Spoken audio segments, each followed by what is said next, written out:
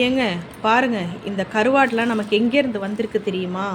யார் குடுத்தாங்கன்னு தெரியுமா? பாருங்க எவ்வளோ ஃப்ரெஷ்ஷாக இருக்குது பாருங்கங்க.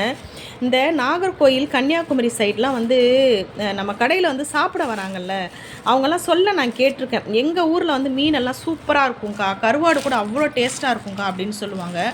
நிஜமாலுமே இருக்குங்க. ஏன்னா வந்து பார்த்தீங்கன்னாக்கா, இந்த கருவாடு எல்லாமே வந்து பார்த்தீங்கன்னா, அந்த அளவுக்கு வந்து ரொம்ப ஃப்ரெஷ்ஷாக இருக்குங்க. அவ்வளோ ஃப்ரெஷ்ஷாக இருக்குது. பாருங்க, இந்த நெத்திலிலாம் அவ்வளோ ஃப்ரெஷ்ஷாக இருக்குதுங்க. இது எல்லாமே வந்து பார்த்தீங்கன்னாக்கா, நமக்கு வந்து ஒருத்தர் வந்து அன்பளிப்பு தான் குடுத்துருக்காங்க. அது யார் குடுத்தாங்க அப்படின்னு பார்த்தீங்கன்னாக்கா, இது மட்டும் நமக்கு அன்பளிப்பா குடுக்கலங்க. அவங்க வந்து பார்த்தீங்கன்னாக்கா, பெருநாளுக்கு வந்து நமக்கு ரூ. 2500 பணம் போட்டிருக்காங்க.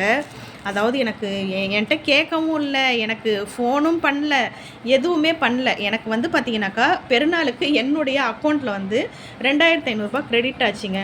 அது யாருன்னே எனக்கு தெரியல.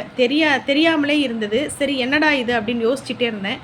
அப்புறமா வந்து பார்த்தீங்கன்னாக்கா, இந்த ஐயா அதாவது சகோதரர்னு சொல்ல முடியாது. என்னுடைய அப்பா ஸ்தானத்தில அப்படின்னே சொல்லலாம். என்னுடைய அப்பா அப்படியே சொல்லலாம்.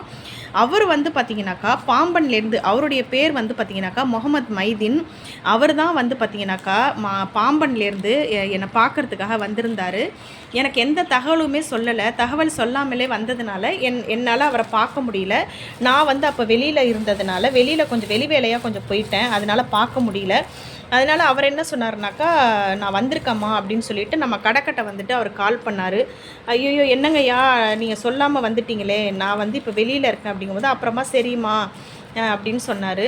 அப்புறமா என்ன சொன்னார்னா, கையில் வந்து கொஞ்சம் கருவாடு வச்சுருக்கம்மா, அதை யாரையாவது அனுப்பி வாங்கிக்க சொல்லுங்கம்மா அப்படின்னு சொன்னார். சரி ஓகே அப்படின்னு சொல்லிவிட்டு நான் தெரிஞ்சவங்களை அனுப்பி நான் கருவாடு வாங்கிட்டு அவருக்கு ஒரு ஜூஸை வாங்கி கொடுங்க அப்படின்னு சொல்லிவிட்டு ஜூஸ் சாப்பிட்டுட்டு அவர் வந்து கிளம்பிட்டார்.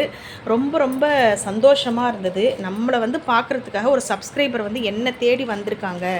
எனக்கு வந்து அவர் வந்து ஒரு பண உதவிங்கிறது வந்து யாருமே செய்ய மாட்டாங்க. ஆனால் நானும் அவர்கிட்ட கேட்கல, அவரும் என்கிட்ட சொல்லலை. ஆனால் என்னோடய ஜிபே நம்பர் வந்து என்னோடய ஷார்ட்ஸ்லலாம் நிறைய இதில் என்னோடய ஃபோன் நம்பர் இருக்கும்.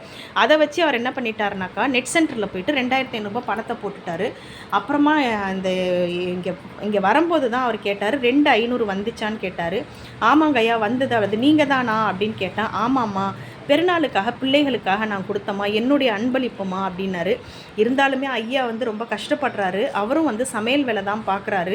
அவருக்கு வந்து அந்த கஷ்டம் தெரிஞ்சதுனால தான் அவர் வந்து நமக்கு வந்து உதவி செஞ்சுருக்காரு அப்படின்னு நான் நினச்சிக்குவேன். இது ஒரு அன்பளிப்பு தான், அவருடைய அன்பின் வந்து வெளிப்பாடு தான் இது வந்து பார்த்திங்கனாக்கா. ரொம்ப சந்தோஷமாக இருந்தது. நமக்கு வந்து அவ்வளோ தூரத்துலேருந்து கடல் கடந்து, அதாவது இந்த பாம்பன்கிறது வந்து எவ்வளோ தூரத்தில் இருக்குது தெரியுமா? நான் இருக்கிறது சென்னை, ராமேஸ்வரத்துக்கிட்ட இருக்குது பாம்பன்கிறது. அங்கேருந்து நமக்கு வந்து இந்த அன்பளிப்பு வந்திருக்கு அப்படின்னு நினைக்கும்போது ரொம்ப ரொம்ப சந்தோஷமாக இருக்குங்க. இந்த வீடியோ பிடிச்சிருந்தாக்கா லைக் பண்ணுங்கள், ஷேர் பண்ணுங்கள், கமெண்ட் பண்ணுங்கள், சப்ஸ்கிரைப் பண்ணுங்கள்.